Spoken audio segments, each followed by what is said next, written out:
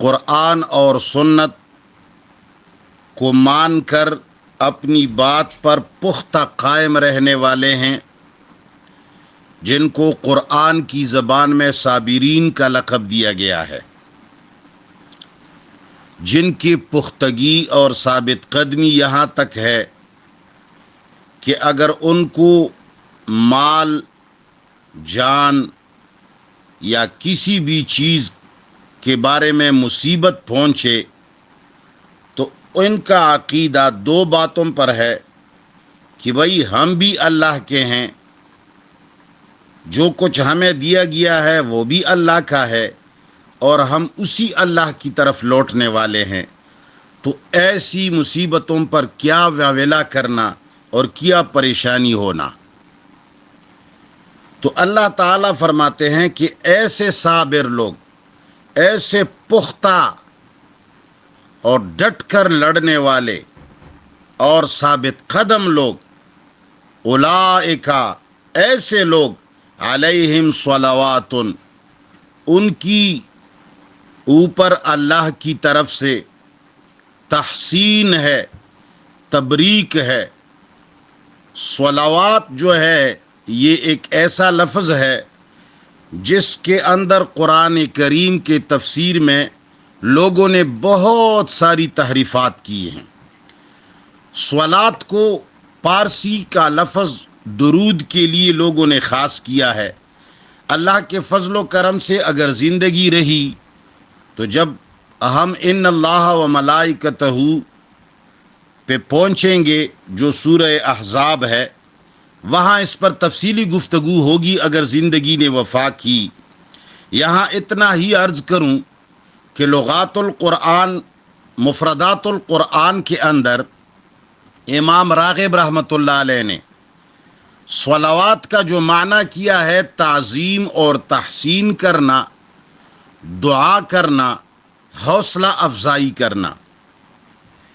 تو اللہ تعالی فرماتے ہیں کہ ایسے لوگ جو اتنے ثابت قدم اور اتنے ڈٹ کر جنگ لڑنے والے اور اپنی بات پہ پختہ قائم ہیں، تو اولئک، یہ لوگ، علیہم، ان کی اوپر، صلوات من ربہم، اللہ کی طرف سے ان لوگوں کو تحسین اور تبریک ہے، اور ایسے لوگوں کی حوصلہ افزائی کی جاتی ہے رب کی طرف سے، ورحمۃ، اور ان کے لیے رحمت ہے، وَأُولَئِكَ، اور یہی لوگ، ہم المہتدون، یہی ہدایت یافتہ ہیں۔ اللہ کے راستے کو پانے والے لوگ یہی ہیں جو ڈٹ کر اپنی بات پر قائم ہیں، قرآنی بات پر۔ یہ نہیں کہ تمہیں مولویوں نے کچھ سمجھایا ہے اور اس پر ڈٹ جاؤ۔ قرآن میں جو آیا ہے اور آپ نے خوب تدبر کر کے اس کو سمجھ لیا ہے، اس پر ڈٹ جانا اور ثابت قدم ہو جانا اور پختہ راسخ یقین رکھ کر اس کے اوپر صبر کرنا، تو اللہ فرماتے ہیں ایسے لوگوں کے اوپر اللہ کی طرف سے تحسین ہے، ایسے لوگوں کو اللہ تعالی حوصلہ افزائی کرتے ہیں، ان کی مدد کرتے ہیں، اور یہی لوگ ہدایت یافتہ ہیں۔ پھر اصل مضمون کی طرف دوبارہ آتے ہیں کہ یہ بیت اللہ جو ہم نے قبلہ تمہارے لیے متعین کر دیا، اب مشرق اور مغرب کی طرف صرف منہ موڑنے میں کمال نہیں ہے، بلکہ جو قبلہ ہم نے آپ کے لیے متعین کیا ہے، یہ بیت اللہ اور اس کے ارد گرد کا جو علاقہ ہے، یہ اللہ کے شعائر اور علامات میں سے ہیں۔ یہ کوئی ایسی جگہ نہیں ہے جس کی طرف ہم نے تم سارے مسلمانوں کو اور تمام انبیاء کو اس طرف رخ کرنے کا حکم دیا ہے۔ ان صفا، یقیناً وہ صفا کی پہاڑی، والمروہ، اور مروہ کی پہاڑی۔ دیکھیے، مروہ وہی پہاڑی ہے جہاں ابراہیم علیہ السلام نے اپنے بیٹے کو قربان کرنے کے لیے تشریف لے گئے تھے۔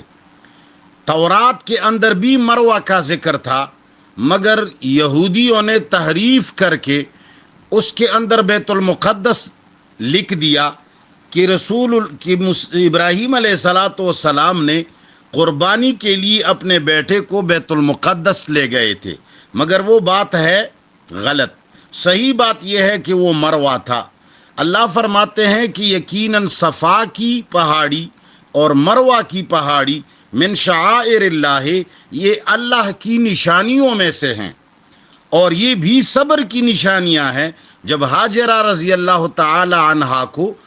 ابراہیم علیہ السلام نے کہا کہ مجھے اللہ نے کہا ہے، فرمایا ہے کہ تم اس بیٹے اور بیوی کو یہاں پر خشک صحرا میں چھوڑ دو، تو ہاجرہ رضی اللہ عنہا نے فرمایا کہ اگر اللہ نے آپ کو حکم دیا ہے پھر اللہ ہمیں ضائع ہونے نہیں دیں گے۔ اور پھر جب اس کے بیٹے اسماعیل کو پیاس لگی اور وہ پانی ختم ہو گیا جو پانی ابراہیم علیہ السلام لا کر چھوڑ گئے تھے، تو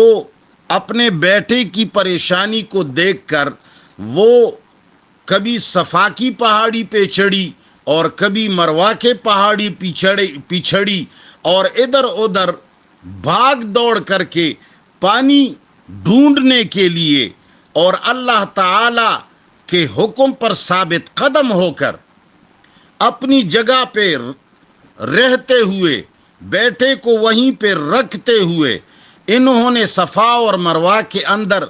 سعی کی، ادھر ادھر بھاگ دوڑ کی، تو اللہ تعالیٰ کو وہ اتنا پسند آیا، اس کا ڈٹ جانا، اللہ کی بات پر اعتماد کرنا، کہ اللہ نے فرمایا کہ صفا و مروہ جو ہے یہ اللہ کی نشانیوں میں سے ہے۔